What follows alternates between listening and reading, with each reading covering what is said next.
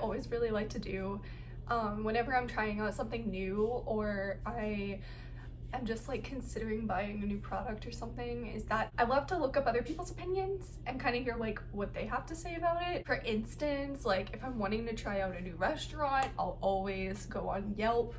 Love Yelp. So something that I was doing when I was considering working for Rover at first was I was of course going on YouTube and seeing like other people's experiences and their thoughts and feelings and stuff like that when I was like deciding WAG versus Rover. Should I just do an independent type of thing, or should I go through with Rover? Like, what is best?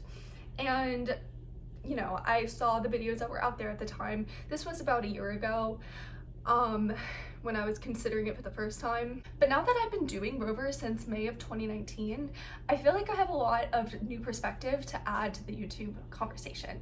So the first thing you might be wondering is it worth it to go through with Rover versus just doing dog sitting independently? And I would personally say yes. Obviously, I am on Rover, so I have thought about it a lot.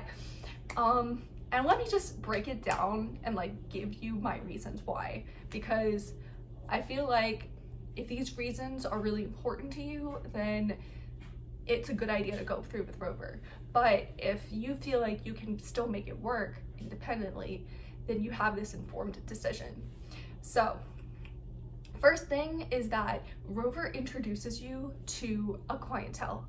So what I mean is they put you in the database along with other sitters, so people know when they're searching this database, all of these sitters went through a background check. Rover is going to be held accountable if anything terrible happens. So they know that something is there to prevent major things from happening. For instance, something really good that Rover does is that they will cover any accidents that occur while you're doing the sit, up to $2,500, which just gives the owners that added layer of trust that if something goes wrong, Rover is accountable. If you're doing it independently, they might feel a little bit sketchy about it, especially if you don't have like any sort of background with them, or if they don't have any way of knowing like that you're a reliable person. Something really nice that Rover does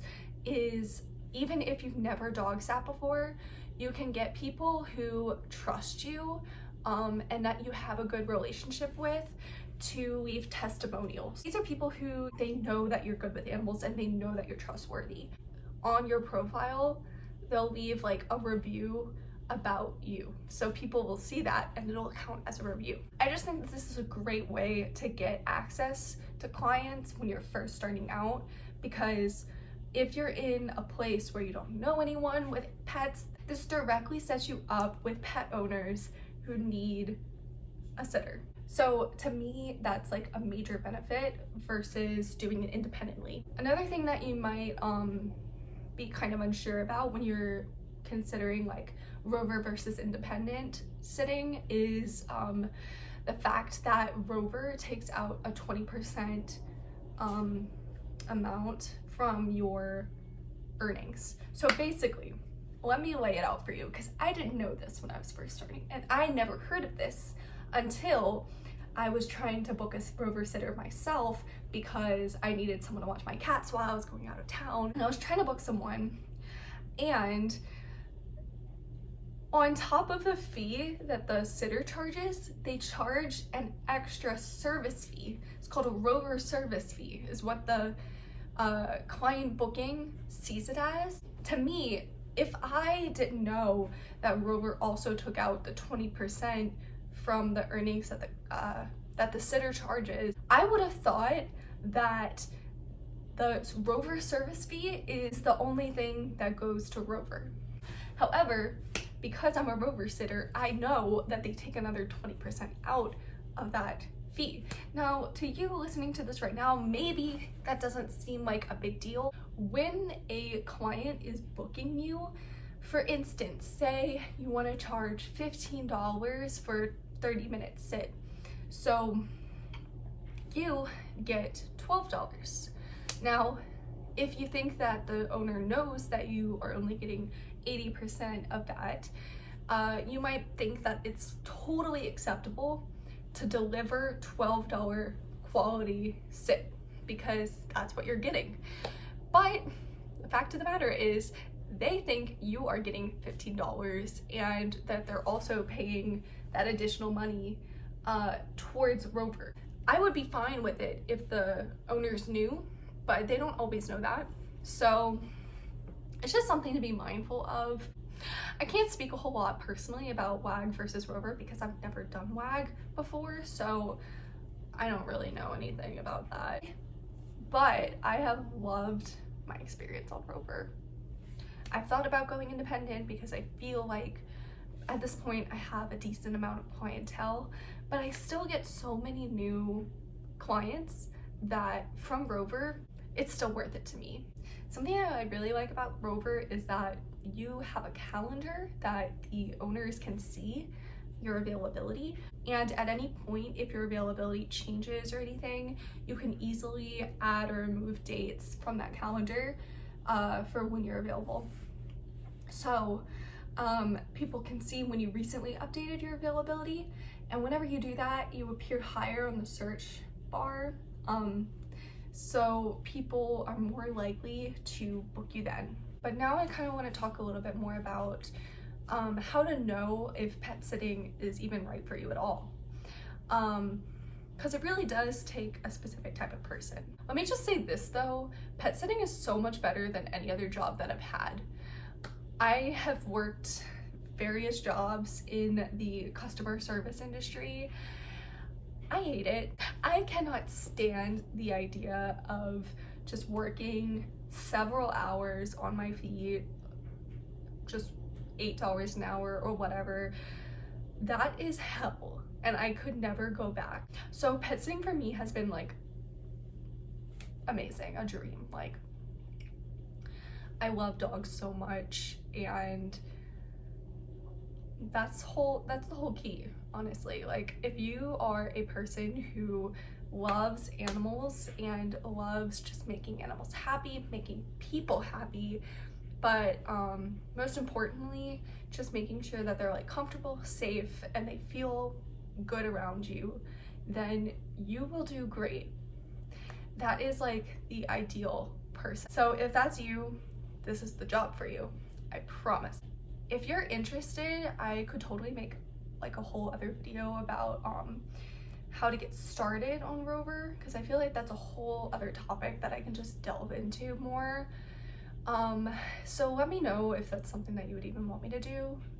If just one person says that they would be interested in that, I can definitely do that. And definitely if you have any other like small specific questions, ask them in the comments and I will be sure to reply. But I have a few more things to say about the type of person that you have to be in the shop. One, I would say reliable transportation is key. That might sound like a no-brainer, but it's just really important to be able to like drive to different places. Now let me just say this, okay? This is something that you might not know if you haven't delved deep into the research about this. When you are a pet sitter for Rover, you are not an employee for Rover. So I had never in my life been anything but an employee for a company. But if you're working for Rover, you're actually classified as an independent contractor. That's just the nature of the job. So instead of getting a W-2, you're gonna get a 1099, which means that all of the money that you receive is not taxed until you do your taxes, and then you have to owe back a certain amount of money. However, you can write off gas expenses on your taxes. So that is something to keep in mind. When you are traveling while pet sitting, make sure to keep track of the miles that you drive so that you can write off those miles as a business expense. Very important. You have to be someone who genuinely loves pets. You're willing to put yourself out there. You can quickly respond to people. That's important, because if you don't quickly respond to people, you are going to lose customers. You have good people skills because you are going to be interacting with the clients. Sometimes you have to meet them one-on-one beforehand. That's actually like a great thing to do, so that they trust you more and so that you can meet their pets.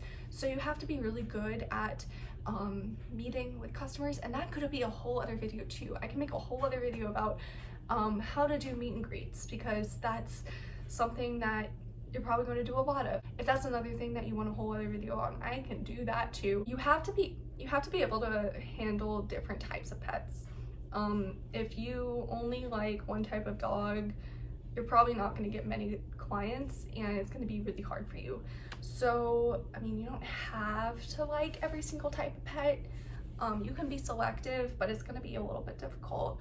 But it's not impossible, I don't think. I think being open to variety and changes in your schedule is also really important, because you're never going to have a set schedule every single week. Like, it's going to change every week. People are going to drop last minute. You got to be flexible. You got to be adaptable. You got to be okay with picking up a shift last minute because you know that it's going to make you some money, and that'll just boost your booking score, and so on. All right, I think that's everything I wanted to talk about in this video. But please let me know if there's anything else that you would like me to talk about, because I would be more than happy to make a whole other video or just reply to your comment real quick. It really just depends on what the kind of question is. And also, if this video is helpful to you in any way, I would really appreciate it if you wouldn't mind giving it a thumbs up, because that just helps people find a video more easily, because the more likes it has, the YouTube algorithm kind of promotes it more. So that would be really helpful. And I guess just that's it. Thank you for watching. Bye.